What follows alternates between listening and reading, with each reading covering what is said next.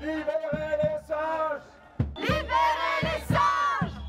Nous sommes à Niederhausbergen, un petit village de 1300 habitants, à quelques kilomètres de Strasbourg. Aujourd'hui, 400 militants sont réunis pour défendre la cause des singes. Alexandra est la présidente du collectif Fight for Monkeys, le combat pour les singes. Elle dénonce le fait que des singes sont sacrifiés pour la recherche médicale.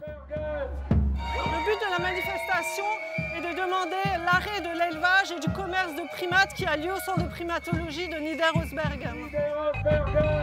Le cortège se dirige vers ce lieu qui cristallise aujourd'hui toutes les tensions. Il abriterait des centaines de singes, vendus selon Alexandra à des laboratoires. Grillage, maître chien, caméra de surveillance, cet ancien fort a des allures de bunker. S'il vous plaît. Reculez, s'il vous plaît.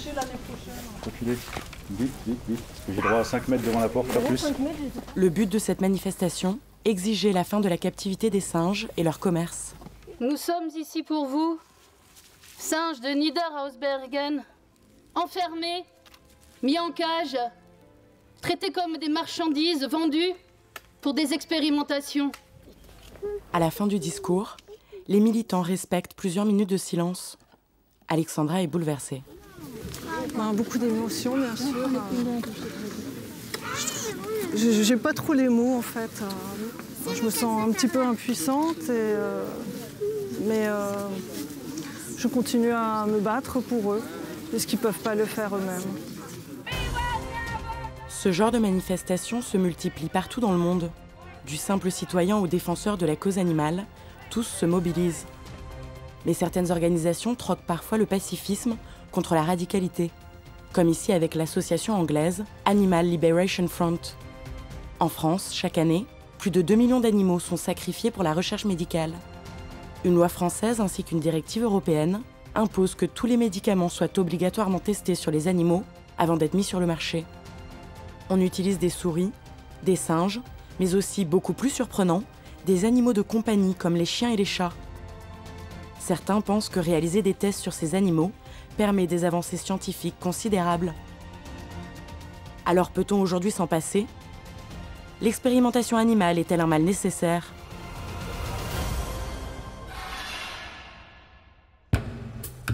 Nous sommes en Allemagne, à Cologne, où se déroule un colloque international.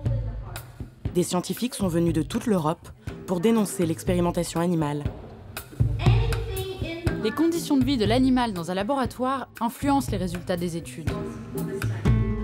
Dans une salle à côté, des invités exposent leurs travaux. Audrey Jougla est diplômée de Sciences Po. Depuis toujours, elle est militante de la cause animale et dénonce l'expérimentation. Son mémoire de fin d'études lui a servi d'alibi pour infiltrer des laboratoires français. Elle en a fait un livre. Ce qui a le plus choqué Audrey lors de son séjour incognito dans les laboratoires, ce sont les expériences sur les singes. Les primates sont dans ce qu'on appelle des chaises de travail, donc ils ont les chevilles et les poignets et le cou bloqués dans une chaise.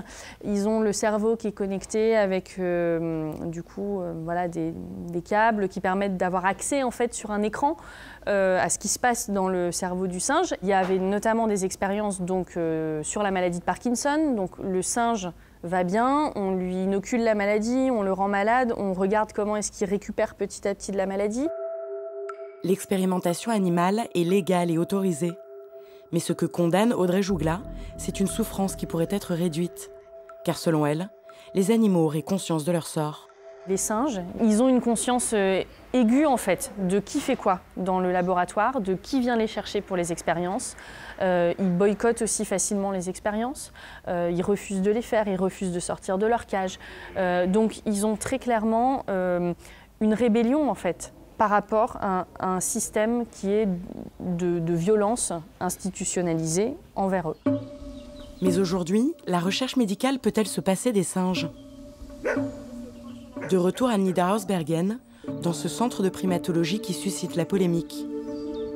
Nous avons eu accès à ce lieu où très peu de caméras rentrent. Ici, vivent environ 600 primates. La directrice ne cache pas que la majorité d'entre eux est revendue à des laboratoires. On a à peu près un tiers de nos singes qui nous appartiennent et qui restent ici ou qui appartiennent à l'université. Et les 2 tiers ensuite sont mis à disposition de projets européens Donc soit les projets sont conduits chez nous, soit les animaux peuvent être distribués en Europe à d'autres instituts de recherche. Donc il y a un potentiel de tiers d'animaux qui peuvent être amenés à quitter le site. Car réaliser des expériences sur les singes a un intérêt majeur. Ils sont très proches du modèle humain et peuvent permettre de guérir des épidémies. Voilà, bon, je vais vous présenter un groupe de macaques. Et ce sont eux que l'on va retrouver majoritairement en laboratoire, des macaques cynomolgus. En effet, ces animaux sont destinés à améliorer nos connaissances au profit des humains, des maladies humaines.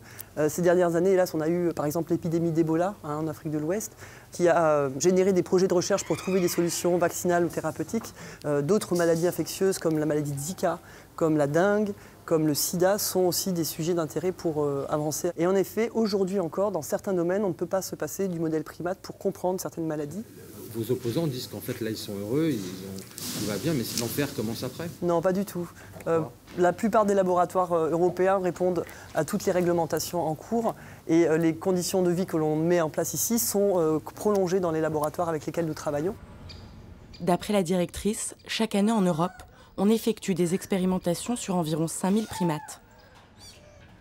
500 singes quittent ce centre pour être vendus à des laboratoires.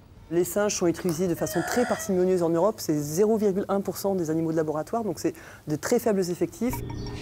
Si ce singe est si peu utilisé, c'est parce qu'il est coûteux, environ 5000 €. Aujourd'hui, l'animal le plus courant pour l'expérimentation, c'est la souris. Elle vaut 2 € et chaque année en France, on en utilise 1,3 million. Nous sommes à Strasbourg. Derrière ces murs, un centre de recherche où l'on fait des tests sur 45 000 souris. C'est Yann Hérault, directeur de recherche, qui les supervise.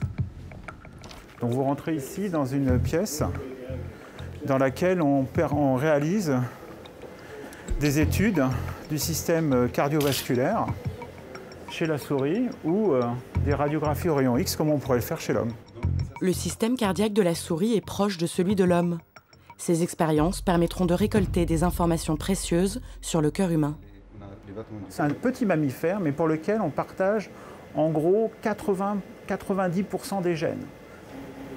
Donc ici, vous avez la scène qui est en train de préparer une petite souris pour pouvoir étudier le fonctionnement cardiaque. Alors que la souris est anesthésiée avec un gaz, c'est le même gaz que celui qu'on utilise chez l'homme. Et on va pouvoir regarder avec une sonde spécifique si justement le cœur fonctionne correctement. Yann Hérault est convaincu que la recherche sur les animaux est vitale. Car ces dernières années, grâce aux expérimentations sur la souris, la médecine a pu faire des avancées conséquentes dans le domaine du cancer, de l'autisme, d'Alzheimer, mais aussi du diabète. On peut utiliser les animaux modèles pour, par exemple, étudier les conséquences d'une nutrition trop riche en graisse ou trop riche en sucre sur le fonctionnement, sur le métabolisme. Ça va conduire à une obésité. Et les souris, si on leur donne une nourriture trop riche en graisse ou trop riche en sucre, vont aussi développer une obésité et voire un diabète plus tard. Même s'il ne s'agit que de souris, la clinique a des consignes très strictes pour limiter la souffrance de l'animal. C'est un lexique en fait qui permet au personnel d'avoir les bons réflexes et d'intervenir, voilà, pour ne pas laisser aller les animaux en souffrance. Donc après, bien sûr, ils vont aller contacter le vétérinaire référent et le vétérinaire va venir intervenir et proposer un traitement pour soigner la plaie si on en a besoin. Voilà. Si 60% des expérimentations sont réalisées sur des souris, on en pratique aussi sur des poissons pour la leucémie ou des lapins pour la cosmétique. Et beaucoup moins connu, des recherches sont également menées sur des chats pour le cholestérol et sur des chiens pour la myopathie. Audrey Jougla, la militante pour la cause animale, est parvenue à filmer des chiens dans plusieurs laboratoires du pays. Ces images, tournées en caméra cachée, sont une première en France. Alors là, par exemple, ça, c'était un chiot qui avait à peu près 6 mois, donc il est complètement hagard. Ils n'arrivent pas à se déplacer, ils ne peuvent plus aboyer, ils ne peuvent plus manger, ils ont beaucoup de mal à respirer, ils toussent, ils bavent énormément. L'estomac ne tient pas en place, tombe, et ils ont un body puisqu'ils sont nourris par sonde. Et on peut voir d'ailleurs, en fait, un peu sous le body, voilà. Et donc, voilà, ils marchent en fait comme des robots, ils ont les pattes toutes raides et on observe le développement de la maladie jusqu'à ce que mort s'en suive. En France, chaque année, on utilise environ 3000 chiens. Il est proche de l'homme et permet d'étudier des pathologies graves, comme la myopathie, une maladie qui affecte les muscles.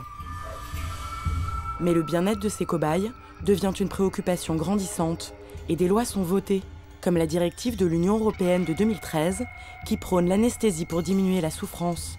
Mais pas seulement. Concrètement, il y a certaines mesures qui ont été prises qui sont plutôt favorables pour les animaux. Il y a notamment donc, les 3 R, réduire, raffiner, remplacer, c'est-à-dire réduire le nombre d'animaux. Raffiner, c'est une traduction de l'anglais qui veut simplement dire éviter un maximum la souffrance des animaux. Et remplacer par des méthodes substitutives sans animaux. Aujourd'hui, des alternatives existent. Direction la frontière franco-suisse, à 20 km de Genève. Ce laboratoire est spécialisé dans la recherche sur les tumeurs pulmonaires. Mais ici, on refuse d'utiliser des animaux. On travaille sur des cellules humaines, récupérées légalement sur des personnes décédées. Christophe Mass est responsable de ces recherches. Ces cellules sont donc stockées dans des conteneurs d'azote liquide. Dans ces cellules, il va introduire des éléments cancéreux, puis observer leur développement. Par rapport à la recherche sur les animaux, selon Christophe Mass, cette technique possède un avantage énorme. Alors, ce qu'on attend de ce genre de modèle, c'est effectivement d'obtenir des informations qui sont plus fiables, parce qu'elles reflètent la physiologie humaine. Donc voilà, c'est ces tissus qu'il faudrait tester aux aérosols. Samuel Constant, son collègue, utilise un procédé révolutionnaire. Le petit boîtier qu'il tient entre ses mains représente l'avenir de la recherche, car cela permet de reconstituer un corps humain. Par exemple, je peux mettre un microtissu ici du poumon, je peux mettre un microtissu du cœur, un microtissu du foie. Le but ultime est d'interconnecter ici un maximum d'organes entre eux pour, en effet, reproduire un humain sur une plaque. On ne fait pas souffrir d'animaux ici et on a des informations directement de l'homme pour l'homme. Ici, chaque année, on épargne 20 000 souris. Bien que marginales, les alternatives à l'expérimentation animale se développent. Aujourd'hui, elles sont utilisées dans de plus en plus de laboratoires. Rapidement, elles devraient permettre de réduire le nombre de cobayes sacrifiés pour la recherche.